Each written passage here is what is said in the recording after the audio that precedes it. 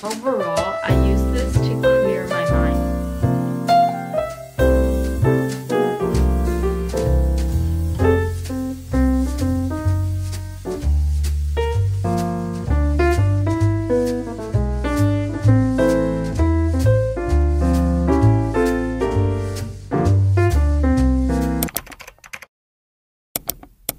Happy New Year, everyone. I thought that I would take you guys along with my reset, which usually includes decluttering, cleaning, reflecting, planning, and everything in between because it is the new year. Happy 2025. I also give you guys a more in-depth of what planning looks like for me. So yeah, let's just get started.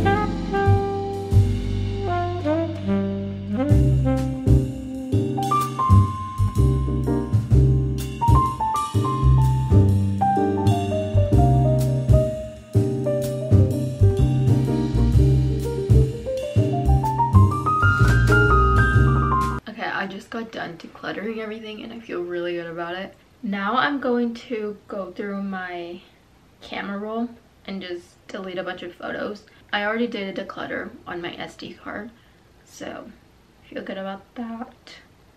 But now I have to go through my phone. I do this pretty often, so it doesn't really take me that long anymore. I totally jinxed that for myself. It took me a while and I'm deleting 527 items. Just gonna do that right now. Okay, now I'm gonna go through my laptop. My laptop, I feel like it's pretty easy, but I shall see. Okay, I'm done. I just deleted over 9,000 things off of there. Hello, it is now the next day. It's currently 12:09. I'm excited to continue. I have already put my rug in the washer and it's currently in the dryer. Oh, also I did my nails last night. Anytime I do my nails again or like fix them up and file them down, I always feel a little better. So I did that yesterday. The to-do list for today includes doing 3 loads of laundry, including washing my rug, my bed sheets, and a load of clothes that I need to do. I also want to put away my Christmas decor, my birthday balloons, because they're definitely deflating, and I also have dead flowers that I got for my birthday that are ready to be thrown away. I also just want to do an overall clean of my room, including dusting, sweeping, cleaning surfaces and mirrors. And then I've also been wanting to do a few things to update my room because I love learning what my taste actually is, trying things out, and if they're not making my heart happy, then that means that is not my style and I need to upgrade. Or not that I need to, but I want to. It's very important to me to not only have a clean space, but have a space where I feel safe, where I feel happy. So I often like to update things in my room. And then the last thing, I definitely will not show you guys how much stuff I had in my trash can, but I need to take out the trash.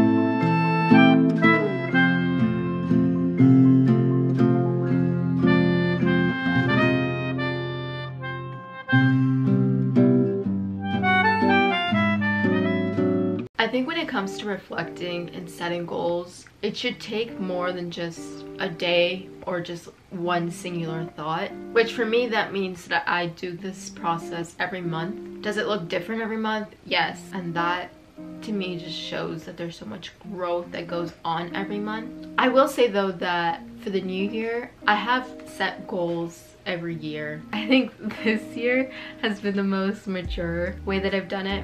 I'll explain that later. But I think that it's so much more important to, first of all, reflect within yourself daily. For me, that means journaling. I don't journal every day, I will say, but whenever I'm having a rough time mentally, that usually means that I haven't picked up my journal in a minute.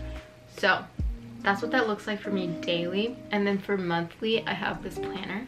I got this planner the end of March this year, and I've used it every month as a way of reflection. I don't necessarily use this daily. Overall, I use this to clear my mind because I've always been a goal setter. I love having something to work towards. There comes a lot of balance with that. You can't just constantly be tough on yourself and thinking that you always need to constantly be doing more and that you're not good enough. That is not what I'm saying. There's a balance to it, and I hope you guys know that. Hence, journaling. Sometimes things just get so stuck in your head and like you can't think clearly. And so for me, having a moment of reflection, whether it's like the week before the following month or a few days before the following month, I love to see what my month has in store for me. And then beyond that, like I said, I like setting goals. So I write down a few goals on a sticky note of what I would like to work on that month. I've grown a lot since I started doing this, but I will say anytime that I don't accomplish a goal from that sticky note, I just move it on to the next one. And that's kind of what I've been doing. I will say though, looking back on my year, I'm really proud of myself. I've gone through a lot and I've accomplished a lot. I definitely have thought about it and I've been so amazed by how much I've accomplished this year. And I say all of this because you are going to accomplish wonderful and amazing things beyond the things that you think you want for yourself. I think it's a lot easier to compare yourself and put yourself down than to not compare yourself and to lift yourself up. I do think that as a society, it's super easy to compare because we have your phone where you just see so many people's lives and highlight reels. So reminder to just be kind to yourself. Anyway, back to my month. I really want to keep up the good habits of taking my CMOS, my supplements, which by the way, guys, update. Remember whenever I couldn't take pills and it would take me the longest time to take pills? I can officially say that I can take pills. Yay! Ah, I'm really happy about that. I want to work on reading instead of scrolling, and no phone in the morning or at night. That is just something that sets you up for failure. It really is. So that's something I'm going to keep working on until it's just something that I do. I'm going to continue to work on my hair care, my skin care. I want to work on working out / just moving. Is so good for you. Like, it's so good for you. We take our health for granted as a society, and one day it's gonna bite us in the butt if you are not taking your health seriously. So that is just always something to think about and to work on, and eventually it will become a lifestyle. It will become a daily thing. Anyway, and then I want to continue to listen to educational podcasts. I actually listened to one this morning and I learned a lot, and I just want to always be learning. That is something that really saved me this year. Like, truly. Just like being so curious and learning, it really did save me. It really did save me this year. So yeah, those are my monthly goals. And because obviously the new year is coming, I want to share a few things that I have for my 2025 goals. I'm just going to share a few of them because I've learned this year that it's so important to, yes, share online because I love doing this, but also keep things for yourself, because sometimes the internet is just the internet. You know what I mean?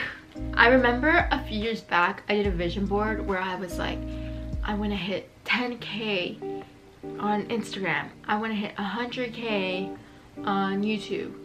You know, things like that. Where like, yes, I respect those goals, but that is something pessimists like to call unrealistic. Now, me as an optimist, I would say that younger Alondra just needed to tweak how she meant those things. For example, one of my 2025 goals is to have at least 100 Instagram posts. Another one is to have at least 100 YouTube videos. Because what does that mean? That means that I am creating content. And 100 for each of those is now realistic for me, because this year I really listened to myself and discovered what type of content I love making. And so now I can come into this year and be like, okay, let's make sure I'm posting. Let's make sure I'm creating that content. And because I'll be posting and creating content, eventually, hopefully, first of all, I'm gonna continue to grow and how I make my content and create it, but also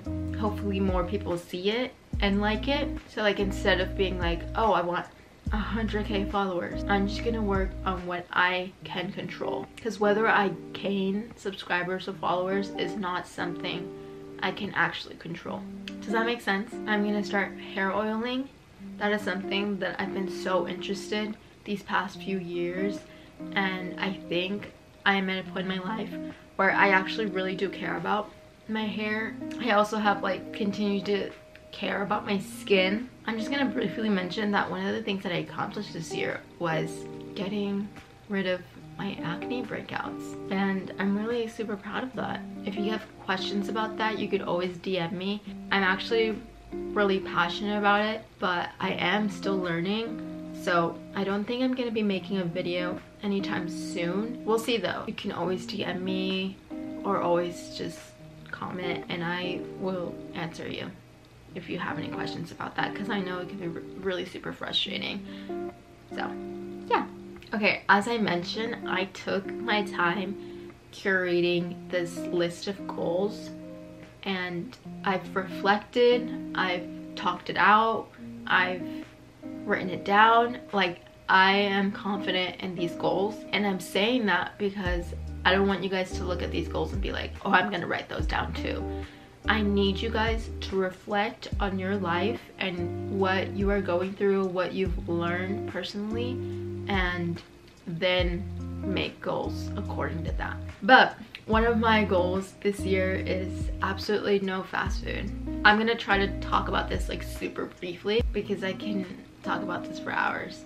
Okay, so basically fast food is poison, and I've gone most of my life eating a lot of fast food, and that gave me horrible gut health that I now want to heal. Fast food restaurants are not dumb.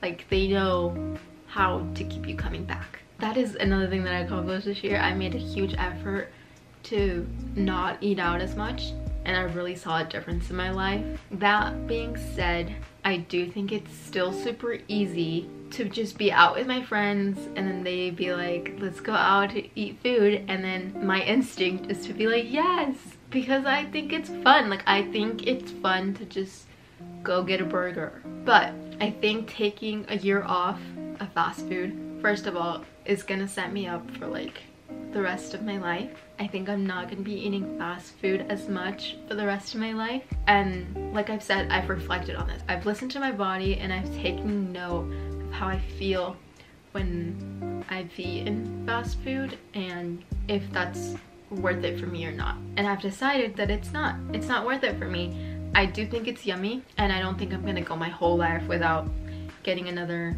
caniac. And I don't think having fast food once in a while is horrible for you. But because of the convenience of it, as a society, we just have it a lot more. The worst thing about it is that it's normalized. Anyway, I do think it's gonna have its obstacles and adjustment period, but I'm excited and I'm proud of myself for coming to that conclusion. With that being said, I'm not including like eating out at restaurants. I love eating out at restaurants. Like, that is such a vibe, and that will always be worth it for me. And I also don't think that sit-down restaurants are as bad for you. I don't really know what you guys consider fast food, but I'm not including like sandwich places as fast food, because I love me a Jersey Mike sandwich, and I'm not giving that up. And that's just to point out that like your goals will always be unique to you. And the last one that I want to share with you guys is to sync my routine with my cycle. Yeah, that is like something I really want to look into and learn about this year, because I think women's health is often not considered in a lot of research. Anyway, I hope you guys have a lovely new year. I love you guys so much. No matter how you choose to show your support, I am forever grateful. So yeah, thank you guys so much for watching.